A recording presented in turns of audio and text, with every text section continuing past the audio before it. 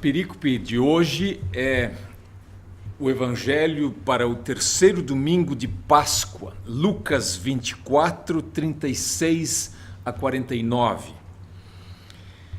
A gente percebe que nessa série B, que é a série dedicada ao Evangelho de Marcos, a rigor desse período de Páscoa, o único texto que é de Marcos, propriamente, é o do domingo de Páscoa.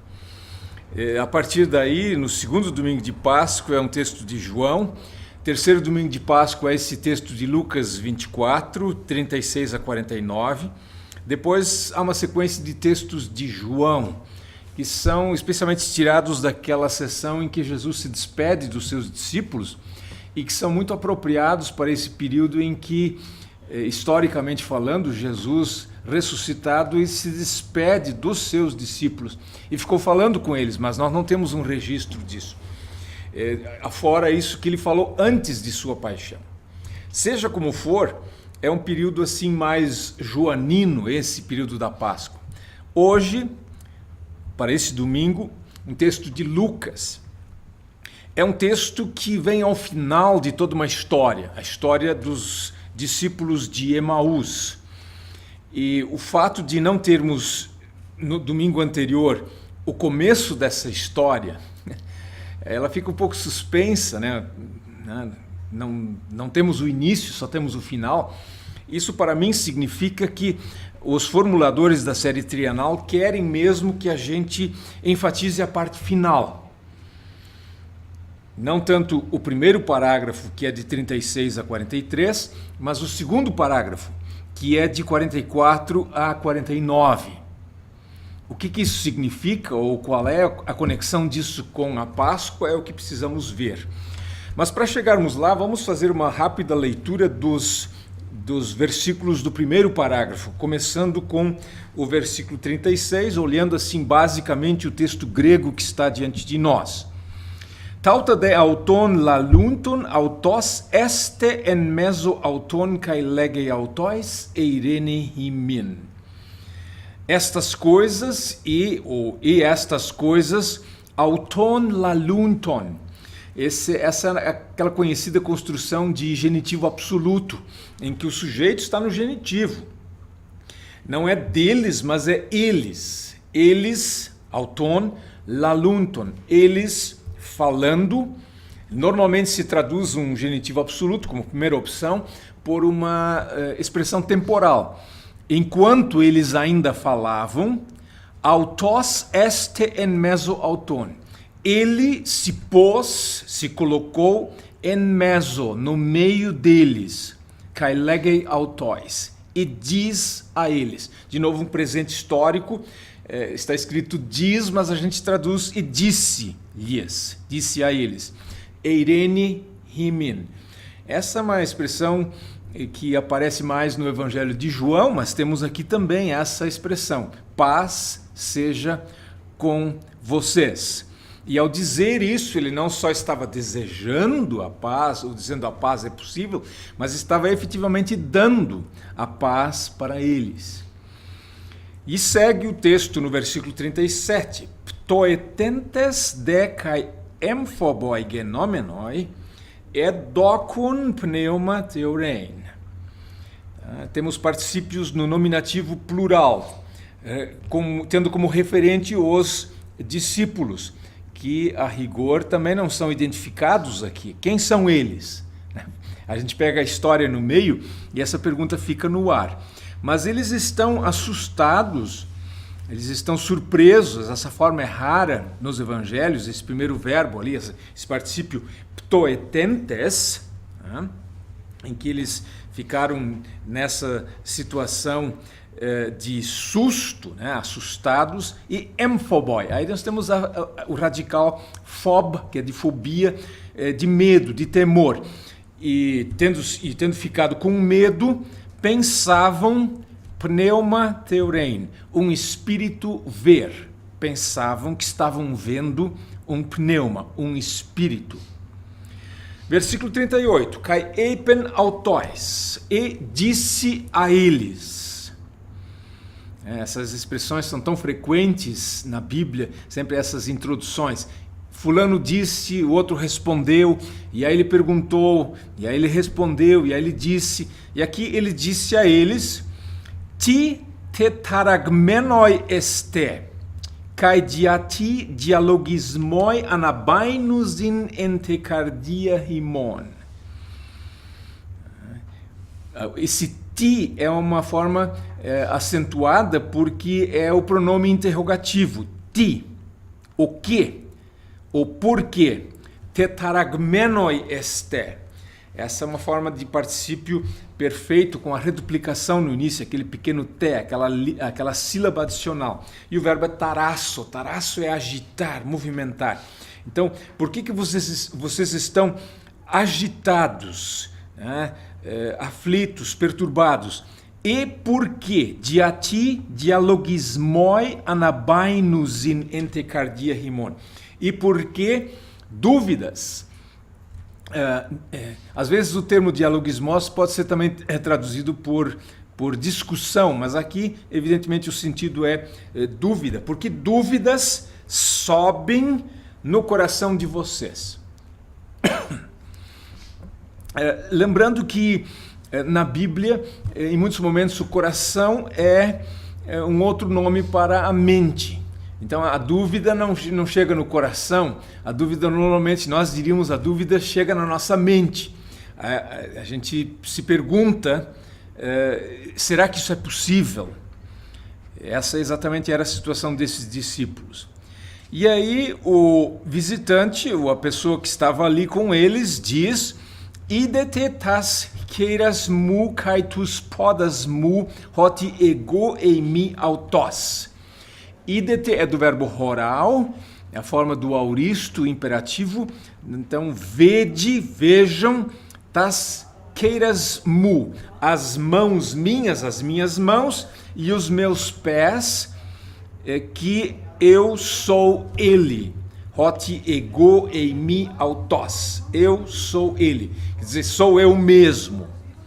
A questão das mãos e dos pés, nesse contexto, evidentemente é importante por causa das marcas da crucificação. Como se isso não bastasse, também, de novo, lembrando em parte o que está no Evangelho de João, ou conectando com aquilo, pselafesate me kai idete. Hoti pneuma sarca kai ostea uk echei katos emeteorete echonta. Pselafal é o verbo para apalpar. Em alguns contextos designa uma pessoa que está cega e que fica andando às apalpadelas, mas no caso aqui é apalpar no sentido de pegar. É o mesmo verbo que aparece no início da carta de João. As nossas mãos apalparam. Então, Jesus diz, apalpem-me e vede, né? E vejam. Estou sempre colocando a terceira pessoa do plural. Porque um pneuma, um espírito, sarca kai ostia uk echei. Essas formas são do acusativo porque são o objeto do ter. Um espírito não tem sarca, não tem carne, kai ostea, não tem ossos. Como a mim vedes tendo, é o que está literalmente escrito. Katos emeteorete echonta. Como a mim vedes, ou vocês estão vendo que tenho. Então, é uma cena de revelação em que pessoas que não conseguem acreditar no que estão vendo estão tendo indicação ou uma mostra de sinais para levá-los a crer. Versículo 40. Kai tuto eipon en edeixen autois tas cheiras kai tus podas. E isto dizendo, ou e isto tendo dito, porque o eipon é uma forma do auristo, que a gente poderia, esse particípio auristo, a gente poderia entender como uma ação anterior à ação do verbo principal. E aqui faz sentido, quer dizer, depois que ele falou, ele mostrou para eles as mãos e os pés. O texto não diz que eles o apalparam, isso está lá depois em 1 de João, capítulo 1, versículo 1. Apenas diz que ele mostrou as mãos e os pés. A gente não pode entrar aqui na discussão do episódio de Tomé, mas a gente sempre tenta, ou a tendência é falar mal do Tomé, mas o problema do Tomé não é tanto um problema. Para ele ser testemunha, ele precisava ter visto o Cristo ressurreto. É o que Jesus faz aqui também. Ele se mostra, ele dá sinais, ele se revela como o mesmo Jesus, mas ao mesmo tempo diferente. E esse é o interessante dessas histórias da Páscoa. Por um lado, eles o reconhecem, por outro lado, eles notam que ele é diferente porque eles têm dificuldade em reconhecê-lo. Versículo 41. Et de apistunton auton apotesiaras, kai taumadzonton eipen autois, echete tibrosimon entade. Ainda, o et é ainda, né? Por isso o et é não mais, né? Mas et é ainda. Et de apistunton auton, um outro genitivo absoluto. No começo eles estavam falando, quando ele se pôs no meio deles, e agora eles ainda estavam apistunton, eles estavam sem fé. Apistel é a negação da pistis, é o fato de não crerem. Então, literalmente, ainda não crendo eles, ou enquanto eles ainda não criam. E aí tem esse detalhe interessante, que é uma marca do Evangelho de Lucas, a questão da alegria. Aqui a surpresa é que a alegria leva ou justifica a falta de fé. Às vezes ainda não podiam crer de tão alegres, apotesiarás. Quer dizer, às vezes a gente não pode, de tão alegre que fica, não acredita. E, então, não é tanto por incredulidade, mas por alegria, por pura alegria. E eles estavam, além disso, também admirados, taumadzonton.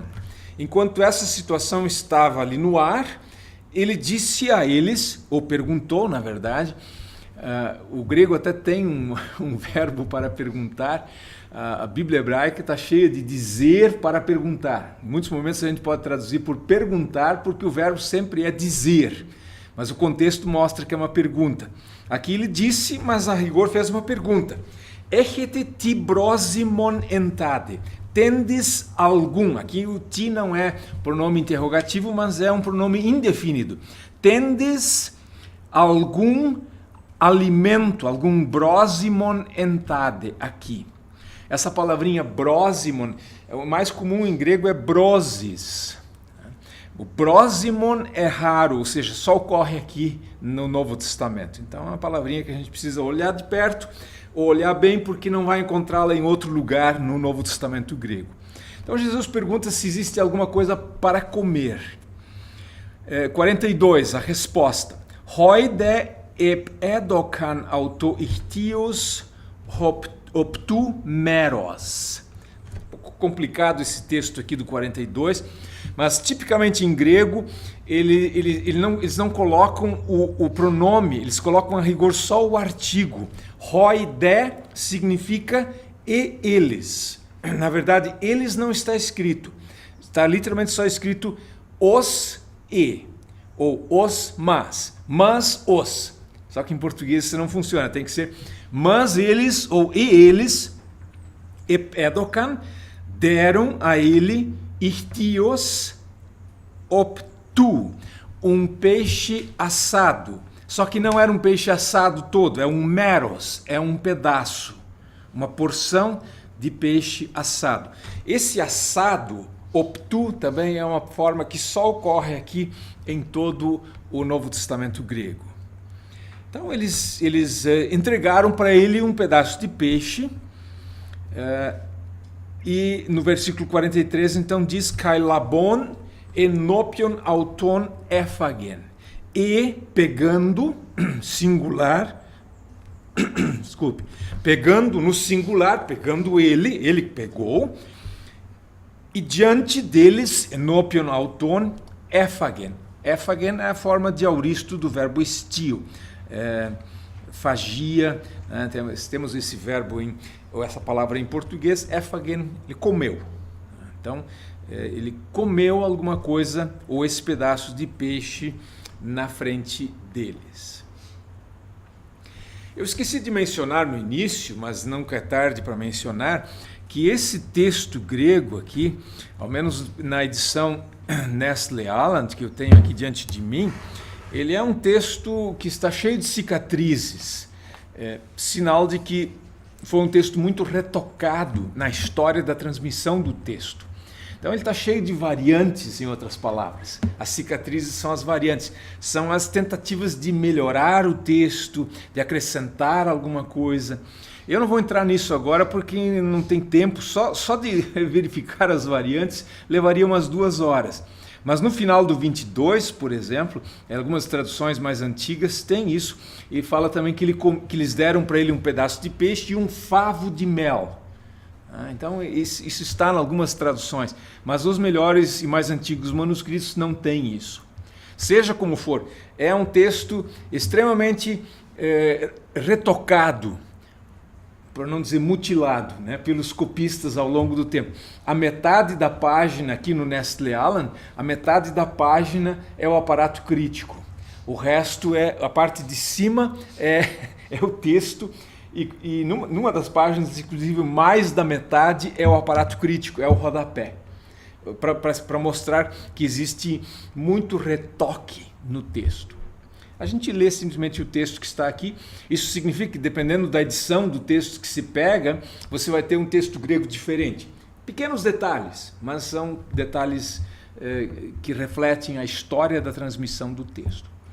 E agora, no versículo 44, nós chegamos ao ponto alto, a meu ver, dessa história, dessa leitura do Evangelho. Segue assim, 44. Eipen depros autus, disse para eles, hutoi hoi logoi mu hus elales aproximas et on sinhimin. Estas as palavras minhas, as quais falei para vocês, ainda estando com vocês. Então ele, de certa forma, diz, eu estou repetindo para vocês o que eu já tinha falado. Não vou dizer nada novo. As palavras que eu falei quando eu ainda estava com vocês, isso significa antes da minha morte. Essas palavras eu estou repetindo agora. Quais são elas? Hoti dei plerotenai panta tagegramena entonomo Moiseus, kai tois profetais, kai psalmois peri emu. Dei plerotenai. É necessário. Ou então era necessário. E esse dei, essa forma verbal, em grego sempre vai ser suplementada por um verbo que é o objeto dele. É necessário o quê? É necessário que seja cumprido, ou que sejam cumpridas todas as coisas as escritas. Onde? Entonomo Moiseus, kai tois profetais, kai psalmóis. Aqui temos, talvez de forma mais característica no Novo Testamento, uma referência às 3 divisões da Bíblia hebraica. Já eram conhecidas na época, ou até já eram conhecidas assim muito tempo antes de Jesus. Moisés, o Pentateuco, os profetas e depois os salmos representam os escritos, porque os salmos eram o primeiro livro dessa unidade, ou dessa divisão final, da terceira divisão, ou da terceira parte da Bíblia hebraica. Então, no fundo, está dizendo assim, olha, tudo o que está escrito a respeito de mim em toda a Bíblia, no caso, a Bíblia existente na época, o nosso Antigo Testamento. E agora vem, então, esse que é considerado, a gente pode chamar o maior estudo bíblico de todos os tempos. né? Jesus, versículo 45, tote de enoixen auton ton nun tu sinienai tas grafas. Então, abriu deles a mente, ton nun. Antes se falou em coração, agora se fala da mente.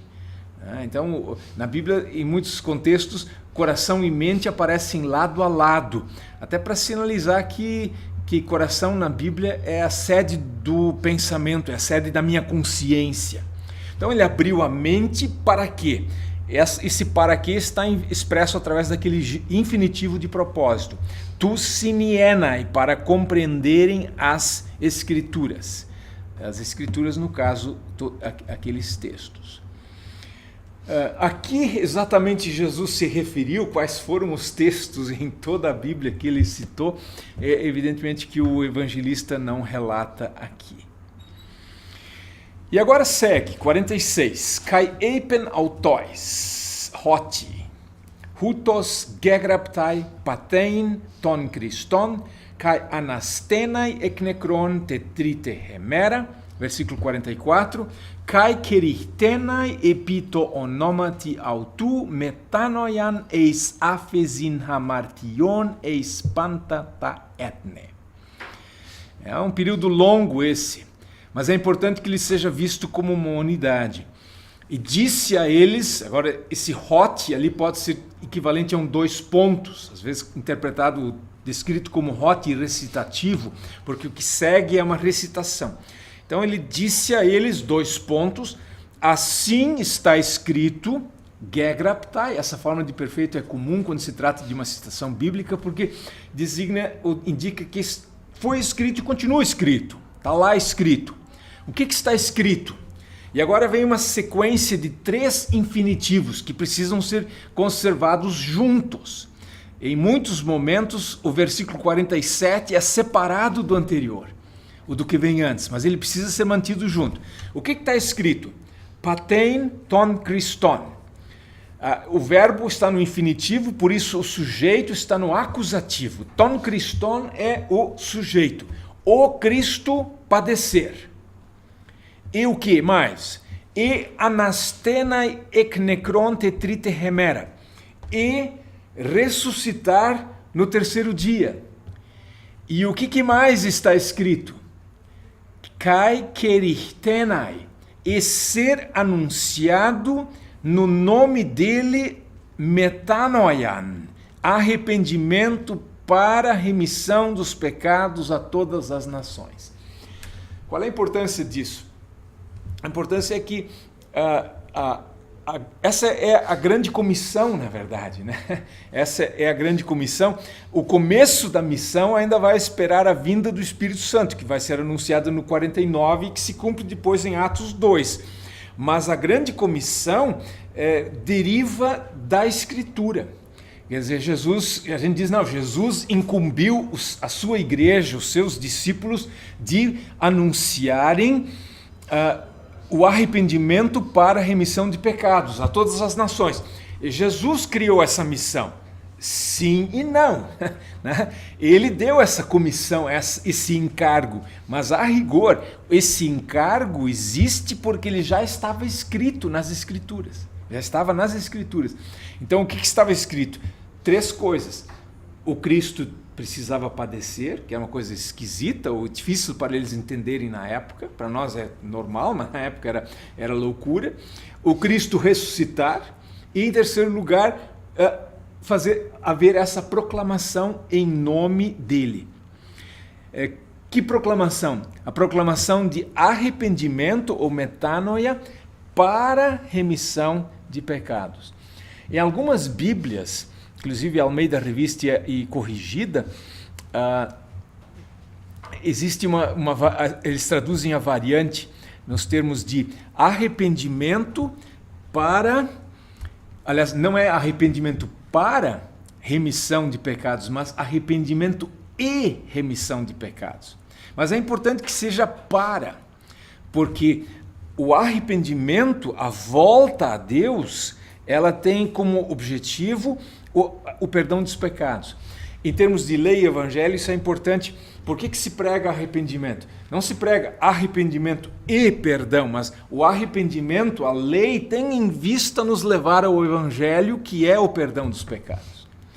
E, obviamente, esse versículo é super importante, o 47, porque ele dá a missão da igreja. A igreja não está aí para melhorar o mundo, a igreja não está aí para ensinar ética, a igreja está aqui para anunciar arrependimento para remissão de pecados. Essa é a sua missão, essa missão que ela recebeu e que em si já é uma missão que estava escrita no Antigo Testamento.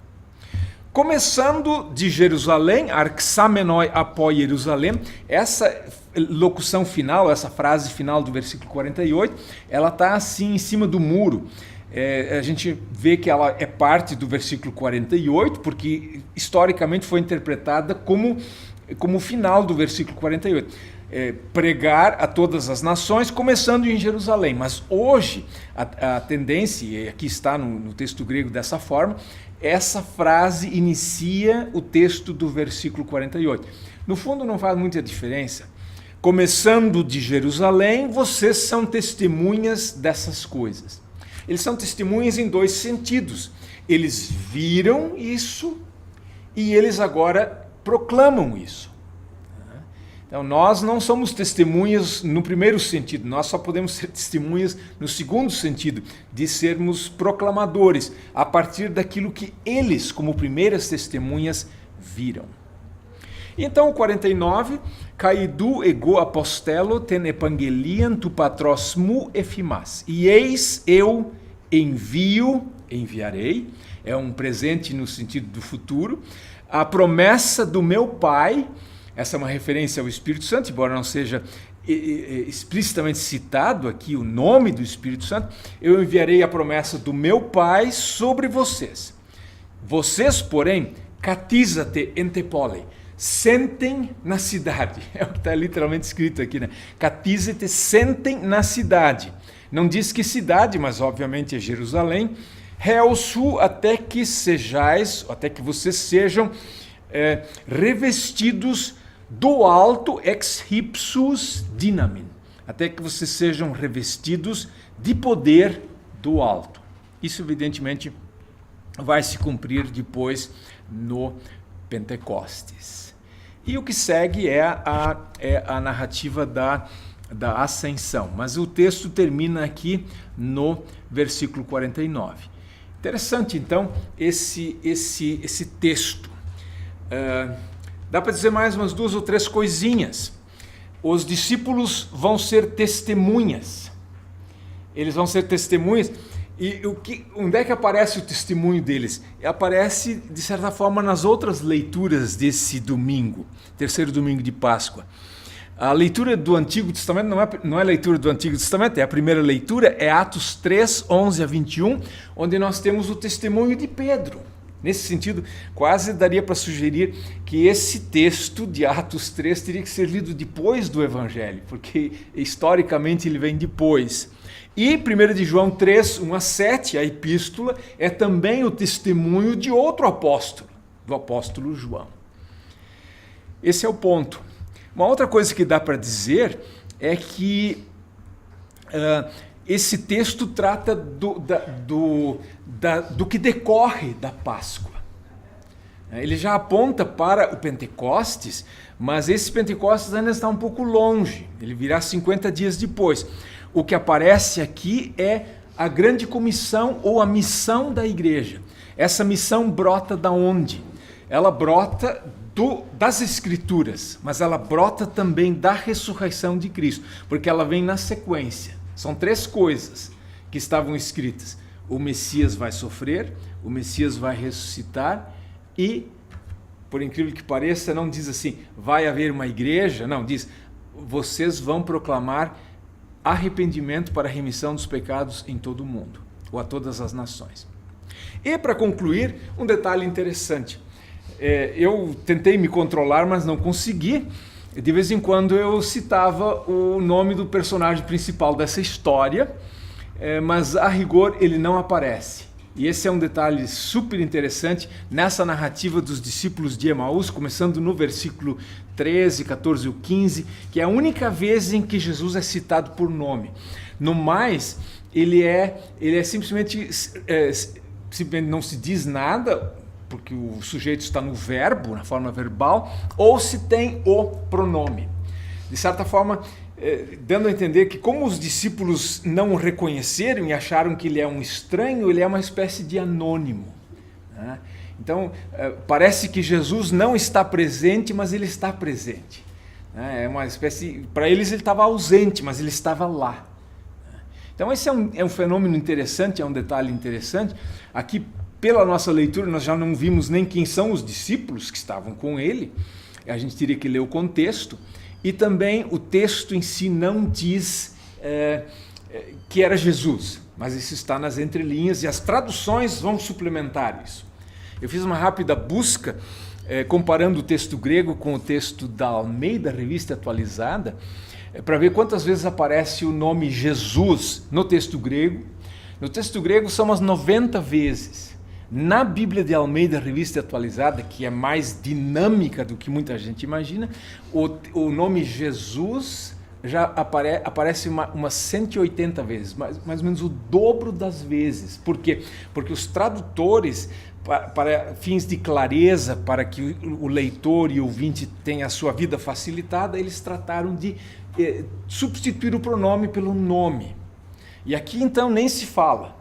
Mas é importante ler o texto grego para ver que, de certa forma, aqui está um anônimo, ao menos no começo. E é claro, as variantes textuais, muitas delas são exatamente para colocar o nome de Jesus dentro do texto, assim como as traduções fazem em nossos dias. Então, esse é um domingo de Páscoa em que a gente já reflete especialmente o que deriva da Páscoa. No caso aqui, a grande comissão segundo o Evangelho de Lucas. Depois, nos domingos seguintes, vem palavras de despedida de Jesus que também são importantes nesse período tão bonito, tão significativo no ano litúrgico que é o período pós-Páscoa.